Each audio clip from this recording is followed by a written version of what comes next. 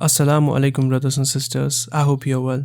Israel is humiliated and embarrassed at every turn, nearly every day, as a result of its offensive onslaught on Gaza, as proven by the Prime Minister of the country receiving an arrest warrant from the world's highest court, receiving backlash and insults from all over the world for the recent military action in Rafah, Bolivia, and Colombia severing all ties with Israel. FIFA only a step away to ban Israel from its game, and the list goes on.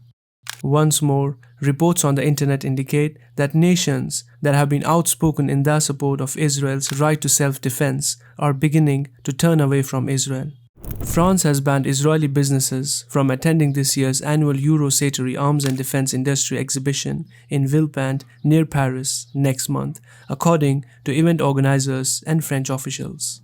According to the French Defense Ministry, Paris's opposition to Israel's ongoing attack on Rafah in southern Gaza may have played a role in the decision. President Emmanuel Macron had also expressed his outrage over the Israeli airstrike on Rafah camp. Conditions are no longer met to host Israeli companies at the show at a time when the president is calling for Israel to cease operations in Rafah. Statement from the French Defense Ministry.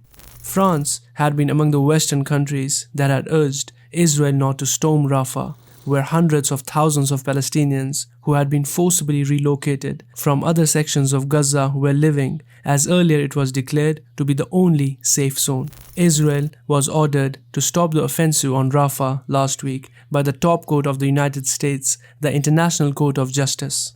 Israel disregarded all of the cautions and recommendations issued by the International Court as well as by prominent politicians who had previously expressed strong support for Israel's activities.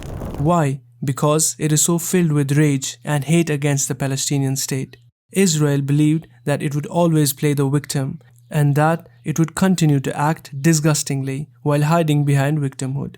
But to their dismay, the world is not as blind as they believe it to be. And this is why now even the staunch supporters of Israel have started leaving their side, as they no longer can support the bloodshed of innocent people. From every corner of the world, Israel is facing backlash and humiliation, and they will continue to be cornered if their current actions don't stop. France banned Israeli firms from showcasing their weapons in the exhibition, but Israel actually did not need to enter the exhibition to display them.